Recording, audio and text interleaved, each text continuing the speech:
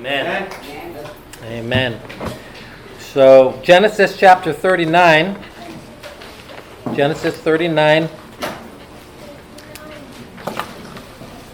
We're learning how the Lord worked in the life of Joseph and how God used so many things that seemed like impossible things and terrible things and impassable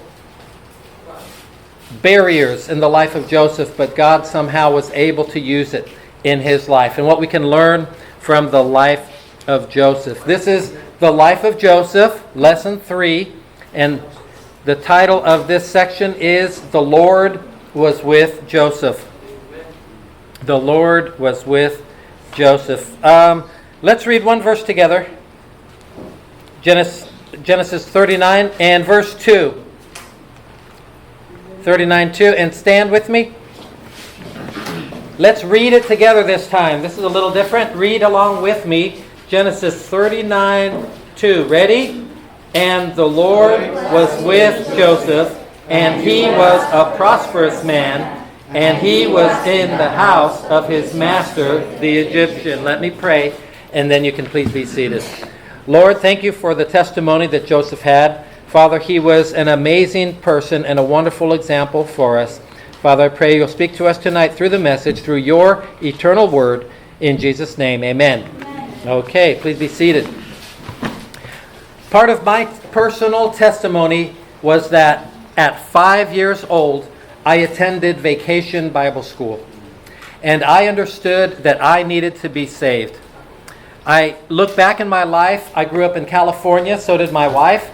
And growing up, I realized that God would help direct my path. You know, even as a new believer, there's so much you don't understand about how God works, but He helps you with making the right decisions, making the right choices, and taking the right paths in life. He had been opening some doors and closing some others. He had been directing me and my life even when I was a young boy and a young man. The Lord was guiding me, He was protecting me, and caring for me each step of the way, all the way up into this moment in my life. Surely there were some times in your life where maybe you thought this: where is the Lord? I hope you realize that God is real and He has been with you, guiding you, protecting you, sustaining you, and bringing you to this moment. The Bible says that He is the same yesterday and today and forever. Hebrews 13:8. Genesis 39:2. We just read. The Bible says, and the Lord was with Joseph, and he was a prosperous man, and he was in the house of his master, the Egyptian. So here's Joseph. He's been rejected by his family, all of his brothers. He's been cast into a pit. He's been passed on to slave traders, passed on again, and then bought by Pharaoh. And he's in the house of Pharaoh. He's in another country. Everything is so foreign. His heart is already broken. And we read, and the Lord was with Joseph. But then we read, and he was a prosperous man. You know what? Because Joseph trusted in the Lord, God was still able to prosper his life. God was still able to use his life.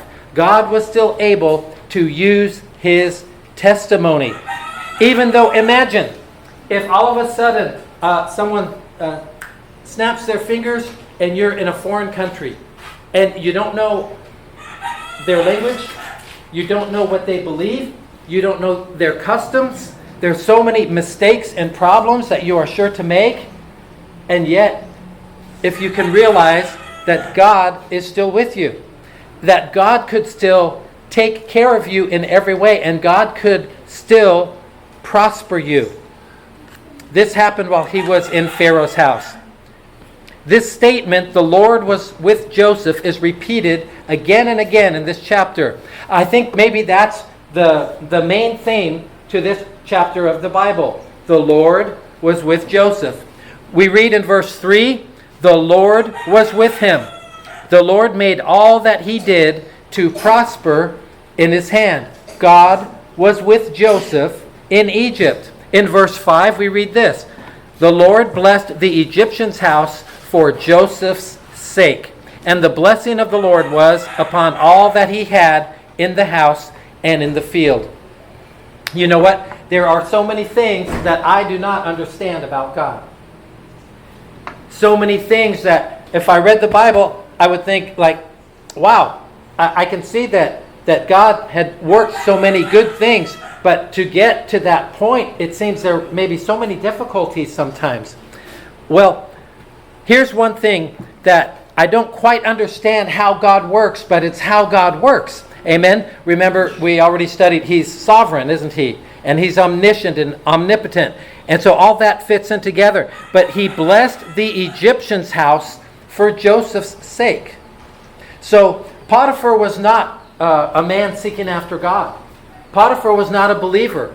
Potiphar did not know what the Bible said. But because Joseph was in his house, and Joseph had an opportunity to be there and to work there and to influence there, that the house and the businesses and the investments and the work and the property, and you might say the farm or the ranch of Potiphar, it grew and it grew and it prospered and it increased.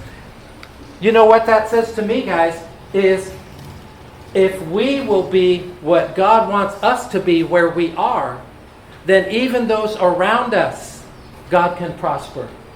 They can see the work of God because we're there.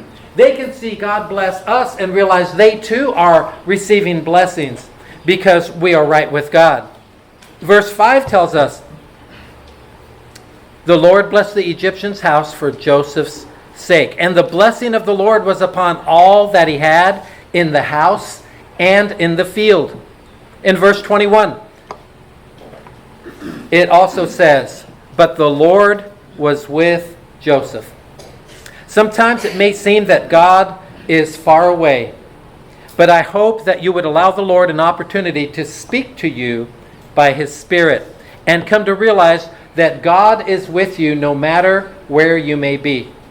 Wherever we go, the Lord is with you. We recall from chapter 37 that Joseph's brothers, they agreed among themselves. And this is what they said. They said, let us slay him. Let's just kill our brother and cast him into some pit. And then Reuben intervened and he said, let us not kill him. And then after casting him in the pit, they saw the Ishmaelite traders going by. And they decided, oh, let us sell him. And for 20 pieces of silver, Joseph was sold and brought to Egypt and sold into bondage. I wonder how many times for the desire to have money, the desire to have more money, people have made a very bad decision, a very wrong decision. Definitely his brothers did. How could God allow this to happen?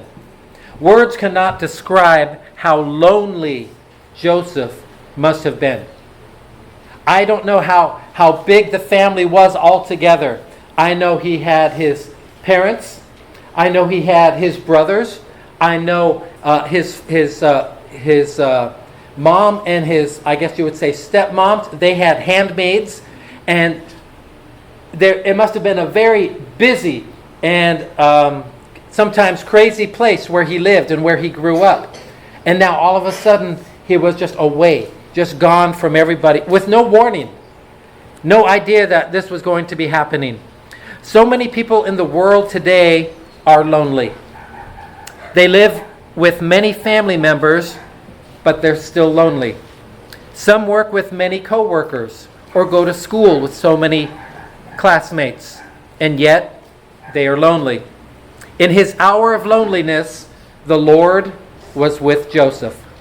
God has promised us in Hebrews 13:5, I will never leave thee nor forsake thee. Amen. You know, it's such I believe, a rare time when Christians understand that the Lord, when we feel alone, that the Lord is with us and that we can find comfort in that. And He can provide for us in circumstances like that. The testimony of several people is like this.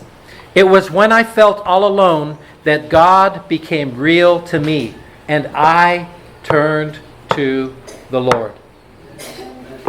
In life, I've seen and I've heard of people coming to a critical point. Usually, something we would say terrible happens to them. Maybe they're in a car accident and their body is forever changed. Maybe they themselves get a disease like cancer, or maybe someone they love so much, like a parent or a brother or sister, has some awful physical impairment. And it's at that point where I think God gives us the opportunity to really trust Him and apply our faith and pray and get closer to the Lord. Or other people will blame God, will get angry at God, will demand that God explain, or God, you must fix this in the way I want you to fix it. And it's a critical turning point in so many lives.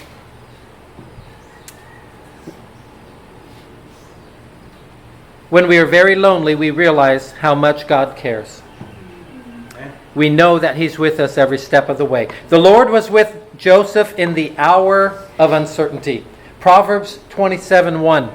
It warns us, "Thou knowest not what a day may bring forth." How many of you have had your life changed in the matter of just 1 hour, or one doctor report, or one day? Life brings many hours of uncertainty. Potiphar was a high-ranking Egyptian officer in the army. There was a special group of Egyptian soldiers assigned to guard Pharaoh only. Only certain officers and soldiers were chosen for this special assignment. The captain of this elite group was Potiphar.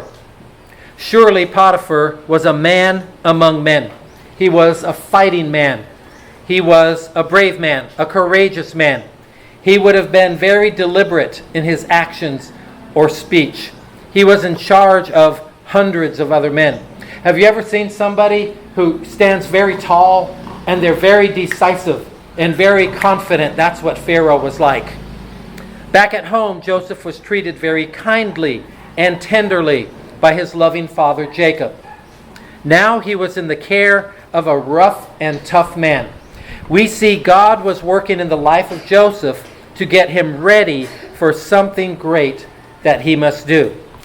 In Joseph's uncertainty, listen, God was still there. There was never an hour, there was never a moment, there was never a day in the life of Joseph when the Lord was not with him. He is always with us too. Even when we drift away from the Lord and are not as near Him as we once were, remember this: there is a God in heaven who never forsakes us. The Lord is with us in the hour of uncertainty. Sometimes in life, we just don't know what to do. When that happens, remember the life of Joseph. In the hour of uncertainty, put your faith in the Lord Jesus Christ. Amen. Child of God, He is with you in the hour of uncertainty. I'll read to you Genesis 39, verse 2 and 3. And the Lord was with Joseph, and he was a prosperous man. And he was in the house of his master, the Egyptian. And his master saw that the Lord was with him, and that the Lord made all that he did to prosper in his hand. When God has His hand on someone, others can see it. There's evidence in your life, there's evidence in my life, when the hand of God, when the blessings of God are upon us. God blessed everything that Joseph did. I wonder what it would be like if every hour of the day that you're awake in the following week, for you or me to realize that that God has ordained my time, God has ordained my steps, and every hour God is providing for me. God is blessing me. God is prospering. Can you imagine living a whole week, every hour of every day, realizing God is taking care of me. God is near me. God is with me. That would be a great testimony for others to see.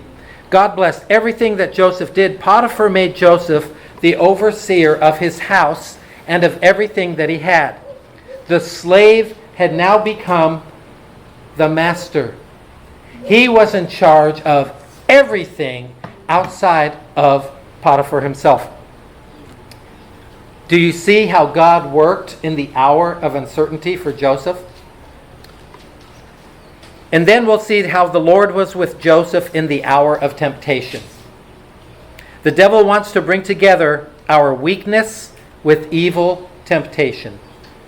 In verses 7 and 8 of chapter 39, we read this. And it came to pass after these things that his master's wife cast her eyes upon Joseph, and she said, Lie with me.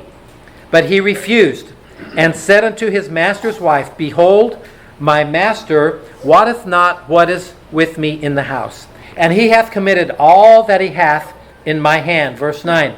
There is none greater in this house than I, neither hath he kept back anything from me but thee, because thou art his wife. How then can I do this great wickedness and sin against God? Note his words. How then can I do this great wickedness and sin against God? Joseph's God was just as real down in Egypt as he was back in Hebron in the house of Jacob.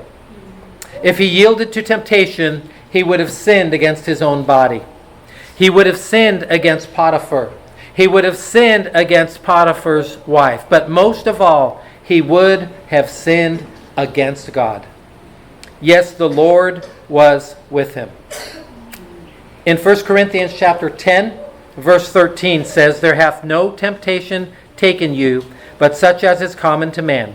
But God is faithful, who will not suffer you to be tempted above that ye are able, but will with the temptation also make a way to escape, that ye may be able to bear it. There's something important about knowing where is the exit. Where is the exit? Have you ever gone into a building or a restaurant and noticed where the exit door is?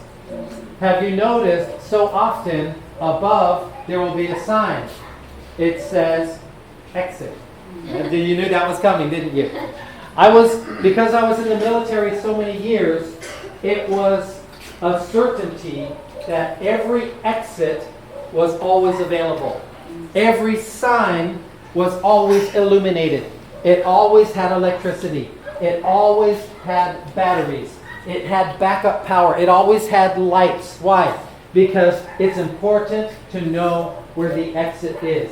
Because when you need the exit, it might be critical. It might be a time of crisis. Ma'am Joni and I, we have some friends that were in the law enforcement. And I'm thinking there were at least two. One was a detective, and there's another friend, but I can't remember which one offhand. But they told us, whenever I go into a restaurant, a public place, and there's tables and chairs, I never sit, for example, if this was the entrance to this room, my friend would never sit at a table here. Why? He wants to keep an eye on the door. Who is coming through? What do they look like? What are they bringing? What do they have? For them, it was maybe for safety and security. Always be aware of your surroundings. In the military, they call it situational awareness. You should not be so focused on one thing that you have no idea what is happening nearby, because it can affect you. It can make things much worse if you don't know what's going on. But Joseph knew about getting away. He knew about the exit.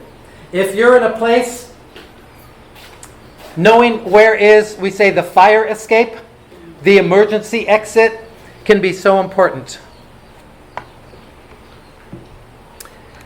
Us being able to bear temptation and escape temptation is only possible because God is faithful.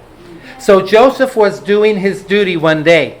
He was doing his business at Potiphar's house when Mrs. Potiphar caught him by his garment. She was a, we say, schemer. She planned a wicked plan. And she made sure, remember, Potiphar had so much going on. Always people coming and going. Attendants, servants, helpers. She made sure all of them were gone. She caught him, Joseph, by his garment. As we said in the overview of Joseph's life, the Bible tells us he left his garment in her hand and fled and got him out. 1 Corinthians 10:13 tells us, "But God is faithful, who will not suffer you to be tempted above that ye are able, but will with the temptation also make a way to escape." There's always a way to escape. There's always an emergency exit. There's always a way to not go over the line, to not go too far. Why? God promised. God promised. Maybe we weren't looking. Maybe we weren't thinking, let me look around and make sure I know where is the exit. I know the way to escape.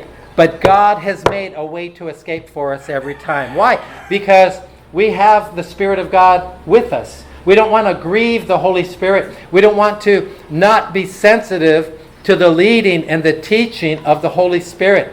So we must be obedient and know where those exits are.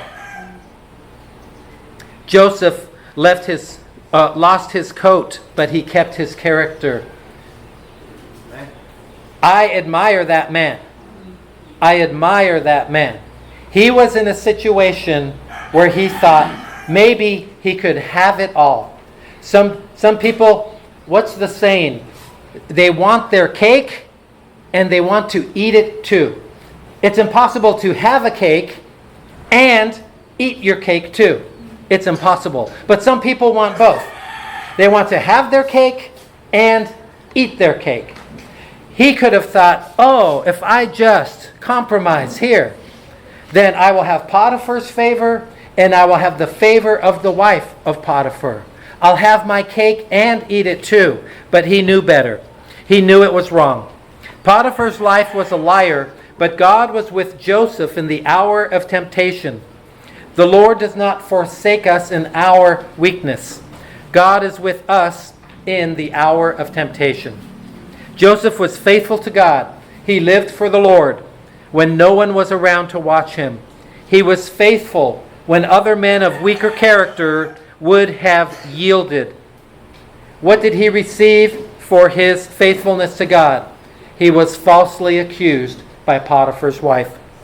When Potiphar heard the report from his wife, he was angry. His wrath was kindled, and he went after Joseph. He had him thrown in prison. So first, Joseph is thrown into a pit. Then he's sold to a man named Potiphar. Then he's thrown into prison. Let me read to you verses 21 to 23. But the Lord was with Joseph and showed him mercy and gave him favor in the sight of the keeper of the prison. And the keeper of the prison committed to Joseph's hand all the prisoners that were in the prison. Brother Bolton, what in the world are you talking about? He is a prisoner, right? But the Lord is with him. Amen. God's using him in a special way. And whatsoever they did there, he was the doer of it. He was in charge of everything in the prison. He did not have a uniform and a title, but he was the one running things. That is incredible. Verse 23, the keeper of the prison looked not to anything that was under his hand, because the Lord was with him. And that which he did, the Lord made it to prosper. I don't know how a prison prospers. How does a prison prosper? I guess everything runs properly. I can't, does it prosper when they get more prisoners? Probably not in this sense. But everything was perfect. Everything was just right. Same as at Potiphar's house, same thing happened in prison. Joseph was put in charge. Why? The Lord was with him. He must have had such great faith in God. We never see him question what is God doing. God, what are you doing? No, the Lord was with him. Maybe it was more like this. God, I don't understand what you're doing, but I know you are God. And I know you are with me. And I choose to trust you. I choose to trust you. Even in the pit, in some sense, he must have trusted God. At Potiphar's house, same thing. Because the Lord was with him, Joseph found favor in the sight of the keeper of the prison. As a little boy, I thought, I never, ever, ever want to go to prison. I still believe that today. I still feel that today. I don't know how I would feel in prison. I would feel pretty terrible, I'm sure. It would be a test of my faith if I had to be in prison. You might say, for so many people, it's the last place in the world you would want to be. But Joseph prospered there. God is with us in the hour of great disappointment. Imagine how disappointed Joseph was when this woman lied about him and Potiphar believed her lies and cast him into prison. Friends, there is no disappointment in Jesus Christ. In the hour of disappointment, the Lord is with you. In the hour of loneliness, the Lord is with you. In the hour of uncertainty, He is with you. He is with us. The Lord is with us to sustain us. It wasn't long until Joseph found out that the Lord was with him in the prison. God was with Joseph in prison just as He was with him in Hebron. God was with Joseph as he traveled to Egypt. God was with him in Potiphar's house. Oh, think about it this way. When Joseph got to prison, God was there waiting for him. Amen? I like that one. I like that one. God's word says this: the Lord was with Joseph. Amen. So as we get ready for an invitation time, think about this. Regardless of our circumstance, the Lord is with us. Understand, He is with you always. He is always faithful. Philippians 1:6. Philippians 1:6.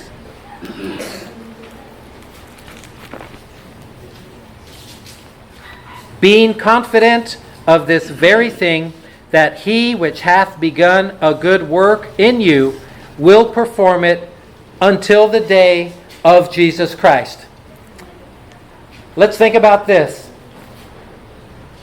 Being confident of this very thing, that He which hath begun a good work in you will perform it until the day of Jesus Christ, as long as you are in your hometown. No, it doesn't say that. You see, so wherever life brings us, wherever God's path in Him working in our hearts and our lives and our ministries, He which hath begun a good work in you will perform it. Will perform it. God is continuing to work in you, continuing to work in me, and He will perform it. Let's stand together and let's have a word of prayer and a few minutes of invitation. Let's pray.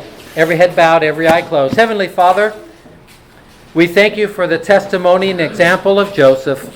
Lord, he trusted You when he was rejected by his family. He trusted You when his trusted employer believed a lie about him, and he continued to trust You, Lord, even in prison. Father, the Word of God says that you were with him always, and may we understand that you're always with us. Lord, this lesson also points out that you caused him to prosper and even people around him because of your hand of blessing, because of your goodness and your mercy in Joseph's life. Pray, Lord, that we will have tender hearts, always seeking your mercy, your leading. Help us to always realize, Father, you're with us. Help us, Lord, to keep an eye out for the emergency escape in our lives. Help us to know where the exit is so we will not do something that we should not do. Help us to love you and trust you always. Pray that you'll speak and touch hearts, work in our lives. May we be more like Jesus. In his name we pray. Amen.